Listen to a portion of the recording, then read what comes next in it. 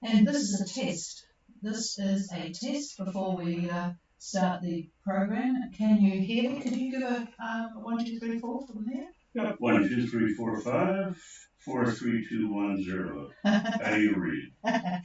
All right. Good afternoon, everybody. And it is, I can say evening when it's sort of looking miserable outside, but it's afternoon when it's been an absolutely fantastic day outside.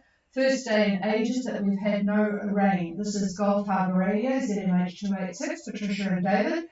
And yes, there's hardly a cloud in the sky, about 10% cloud cover. Still 17 degrees, got up to 19 today, so that was pretty good. Bar is 1021.5 and rising. There's about 9 knots of nor'wester.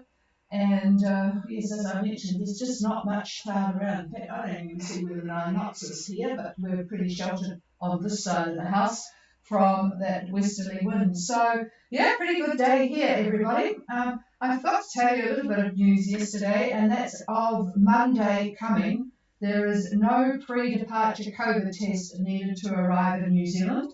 About time. I think we're the last country in the world that does require that at the moment, but no longer after Monday. I think it is very, very difficult to get a pre-departure COVID test in some places, so that's one thing that influenced them. And you don't really need to be clear when you come because you likely pick it up if you're stopping along the way, and when you get to New Zealand you can pick it up here because it seems to be rather prevalent everywhere. So there you go. The good news also, though, that I forgot to tell you about is that we've had a bit of a shake-up in Parliament.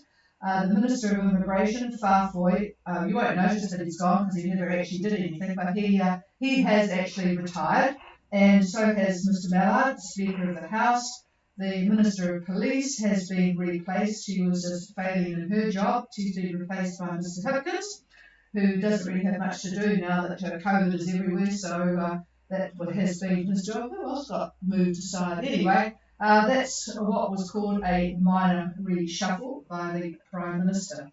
So in the country at the moment, our Foreign Affairs Minister, who funnily enough doesn't like flying or travelling, so why she's Foreign Affairs Minister nobody knows, but she's meeting with her counterpart from Australia who does indeed know what Foreign Affairs Minister means. So she's visiting here at the moment and she's been all over the show. So she's a very active person in the Australian government, Penny something or other. So there you go. That's about the news from me. There's really nothing much happening from the boat point of view until we get the go-ahead from the boy here to take off into the wild blue yonder. So I'm going to pass the microphone to David.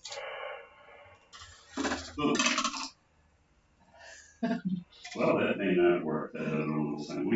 We have an experiment going here. We've got a portable mic that is supposed to work, but I don't think it is working. So anyway, I've got the normal handheld mic in my hand, and that's what I'm talking on now.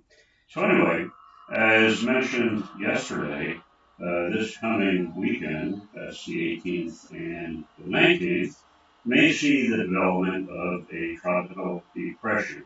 Actually, it turns into a subtropical depression. But anyway, just off the southwestern side of New Caledonia. The center of this budding low is estimated to lie at 23 south and 165 east. That's 23 and 165. Now, by around noon Sunday, that's the approximate location, but the system does look to move very, very fast, very quickly, so that it may lie just east, believe it or not, of Norfolk Island by late Sunday into early Monday. By lunch Monday, GFS puts the center of it at about 25 south and 166 east. That's 25 and 166.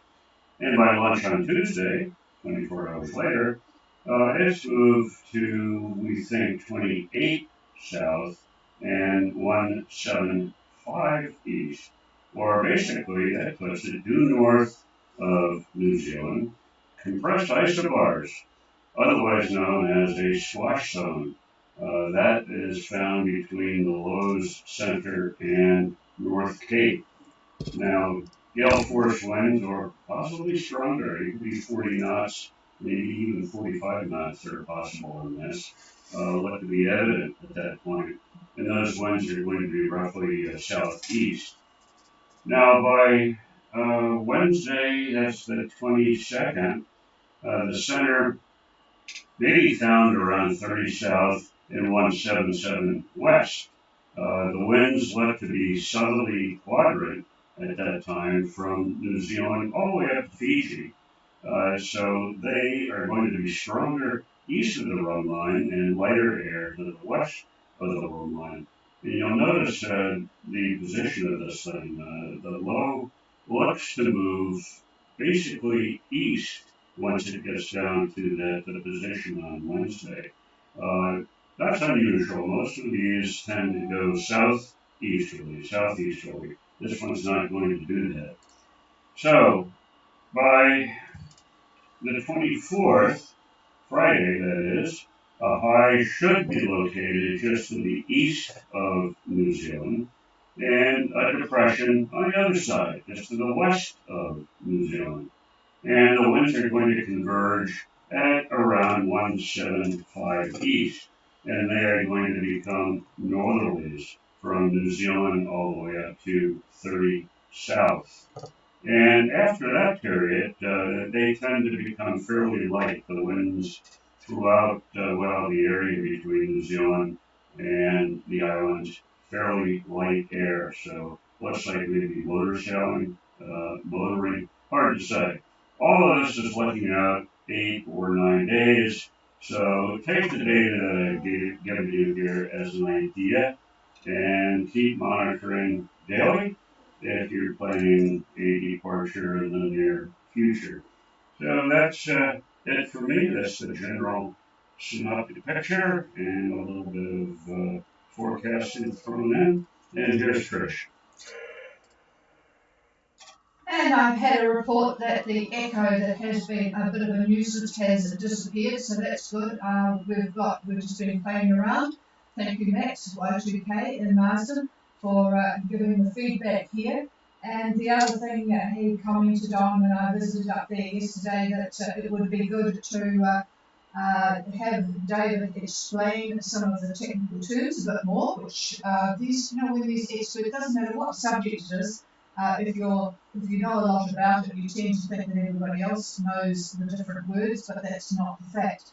And so he will explain things a bit more, and also we used to do a lot of little weather lessons, and between now and departure, we'll probably do that because there's not much more to talk about. So if you have any particular topic like enhanced trades or squash zones or whatever, doesn't really matter. We can discuss it. A lot of what we have done in the past, we have put on our website, www.ghradio.co.nz. Under the weather section, there's all sorts of terms defined and just discussions on various things that you'll come up against in the subtropics. So you can have a look there if you really want to get into it. But there's nothing like being able to hear it from the horse's mouth, so to speak. Particularly if you're looking at the grids as David speaks, and you can see the features that he's talking about. So there you go. Anything more you want to say? Yeah. Well, since we're talking about terminology and that sort of thing, you will hear the word enhanced trade winds quite frequently, especially if you're up in the Fiji area. Fiji Met tends to use that. And basically, it's simple. All it means is that the normal trade winds for that time of the year are higher than normal. So typically, an average trade wind up in the Fiji area is about 20 knots, 15 to 20 knots. If you have a large high that has built up to the south of the islands, then the isobars become a little bit closer together and you get more wind up in the islands. And that's called enhanced trades.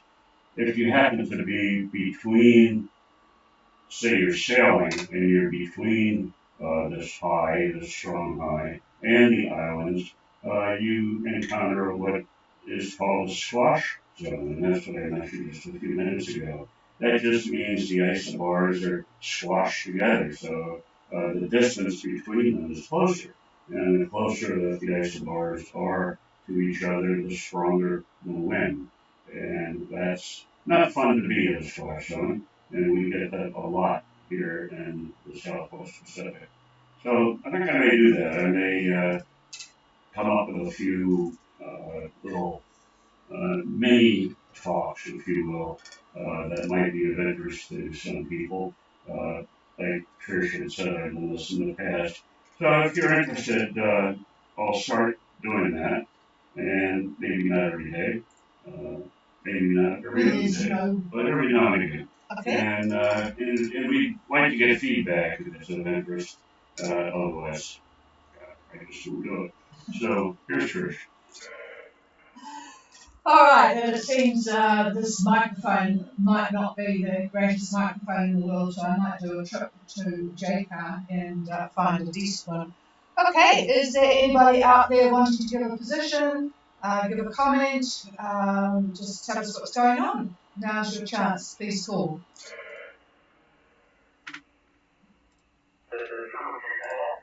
Hello, Paul. What's happening in your part of the world up there? Over?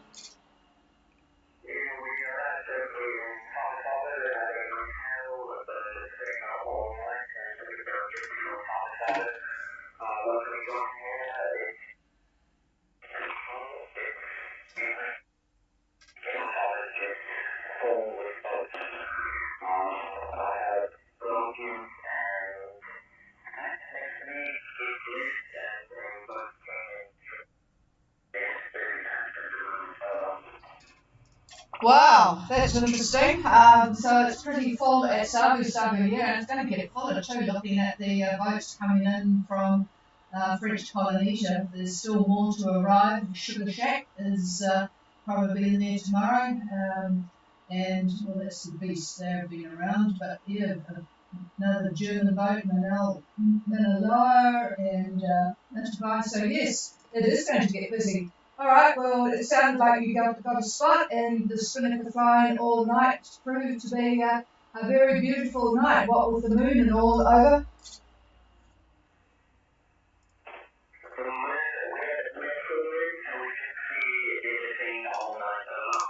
Yeah, it would have been absolutely lovely.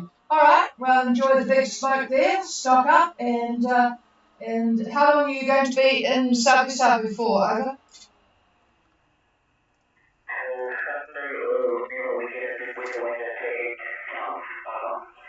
Okay, well, we'll get the boy on that. So looking to head south again. When you say south, you mean south in the Lao group, I presume, over?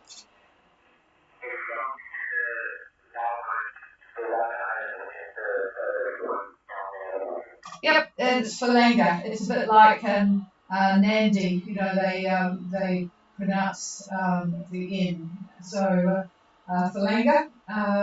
For you, when you can get down there and you don't want 20 knots of southeast wind like you've got at the moment. So we'll wait and see what happens there. All right, is there anybody else? We'll clear with Somerset. Anybody else with any comment?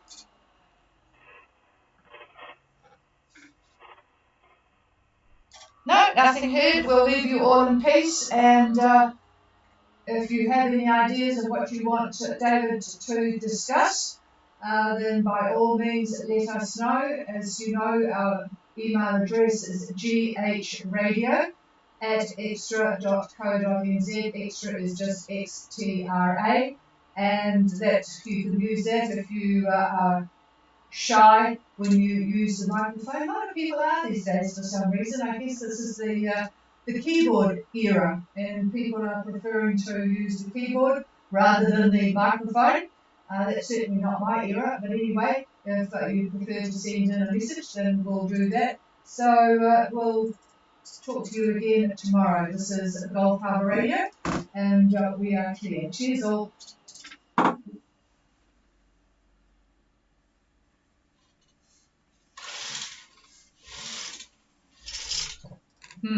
That